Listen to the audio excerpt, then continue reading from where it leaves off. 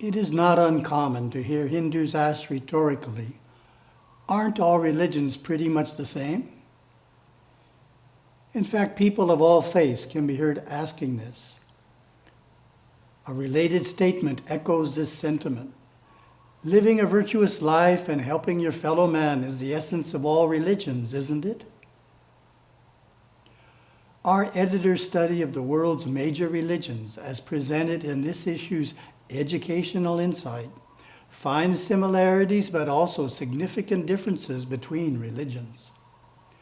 By presenting information on the world's religions in brief and easily comparable write-ups, the article seeks to dispel the myth that all religions are one, that they all seek to lead adherents by the same means to the same ultimate reality. They don't, as a conscientious review of the article will show. For example, from the Hindu perspective, it is not the attainment of heaven that is difficult. Remaining there is the challenge, as explained in the Mundaka Upanishad.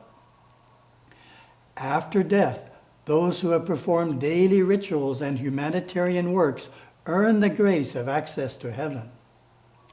However, the merit of their good deeds is eventually exhausted, and they are once again born on earth. The Upanishad offers two ways to remain in heaven and ultimately transcend that realm and merge in eternal oneness with God. The first is the attainment of a serene mind and controlled senses, which leads to renunciation of the world and the acceptance of a guru capable of guiding seekers to God realization.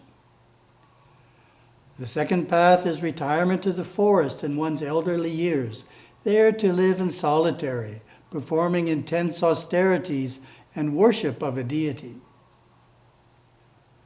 To the Hindu mind, it makes sense that achieving a permanent stay in heaven requires more than mere virtuous living and humanitarian acts. As the insight mentions, Hinduism is a mystical religion leading the devotee to personally experience the truth within, finally reaching the pinnacle of consciousness where man and God are one. Wikipedia's take on this, slightly edited by me, reads like this. Higher consciousness, superconsciousness, and God consciousness are expressions used in Hinduism to denote the consciousness of a human being who has reached a higher level of development and who has come to know reality as it is. Evolution in this sense is not that which occurs by natural selection over generations of human reproduction, but evolution brought about by the application of spiritual knowledge to the conduct of human life and of the refinement of the mind brought about by spiritual practices. Through the application of such knowledge to practical self-management, the awakening and development of faculties dormant in the ordinary human being is achieved. These faculties are aroused by and developed in conjunction with certain virtues, such as lucidity, patience, kindness, truthfulness, humility, and forgiveness toward one's fellow man.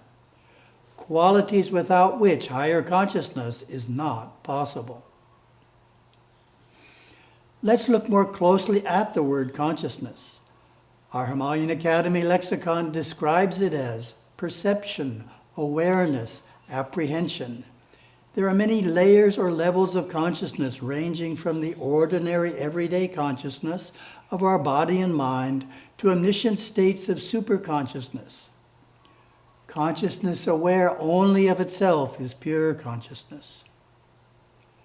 The principles and practices of Hinduism are designed to help us ascend to ever higher levels of consciousness, moving out of negative states to positive ones, from positive states to creative ones, and from creative states to divine knowing, the highest state, which is the unity of consciousness of soul and God.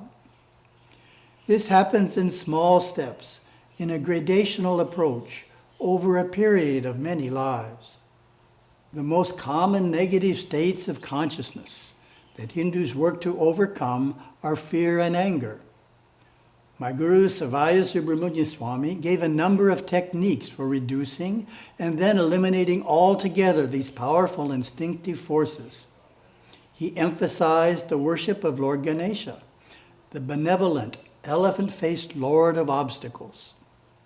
Worship of Lord Ganesha is immediate. One has but to think of his form to contact his ever-present mind. Our great God Ganesha sits contentedly upon the Muladhara Chakra.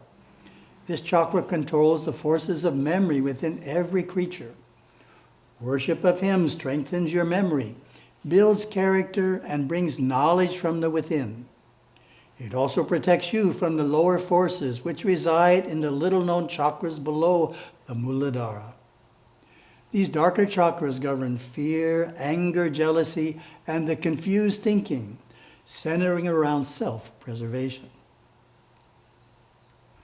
Progressing through levels of consciousness by applying Hindu principles and practices has similarities to the modern idea of self-improvement. It also has some important differences. It adds God and the soul as central elements.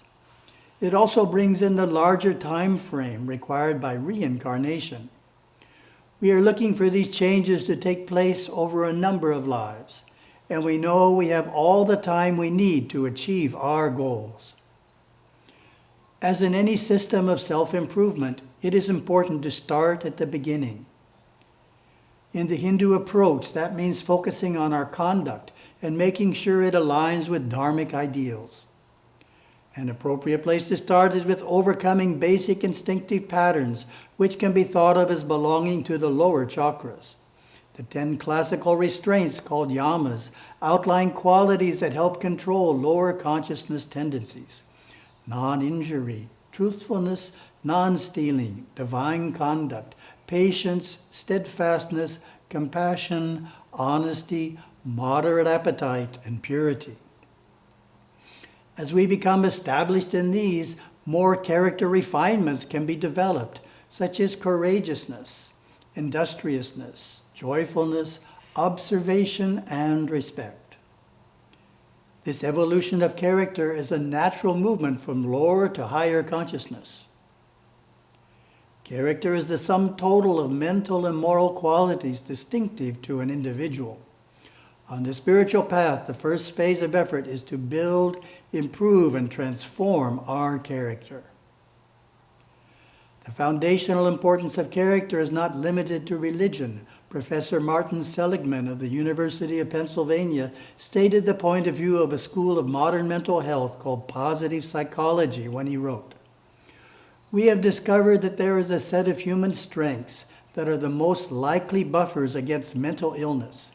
Courage, optimism, interpersonal skill, work ethic, hope, honesty, and perseverance. Much of the task of prevention will be to create a science of human strength whose mission will be to foster these virtues in young people."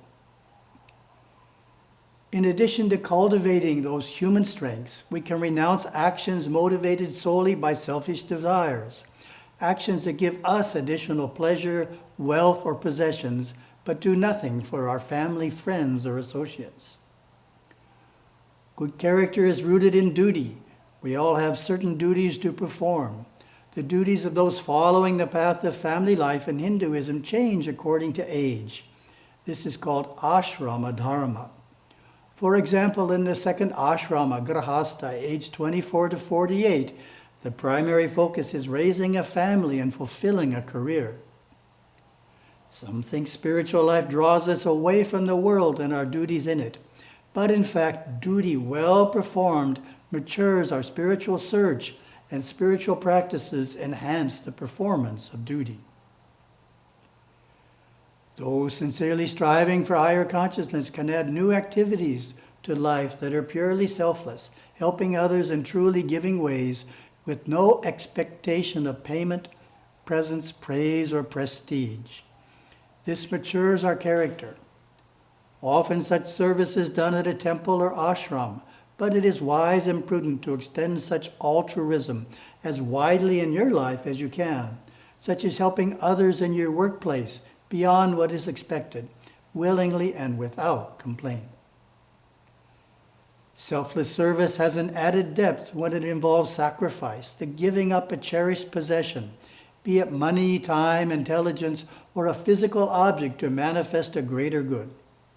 Sacrifice is similar to charity, but has a touch of self-denial, such as fasting for a day and giving the money saved to a Hindu institution, or giving up an expensive vacation for a budget vacation and donating the savings to charity. Selflessness, dutifulness, and overcoming fear and anger all are part of the great and difficult work of transforming our nature. As we achieve these, we are naturally led to devotional practices and meditative disciplines.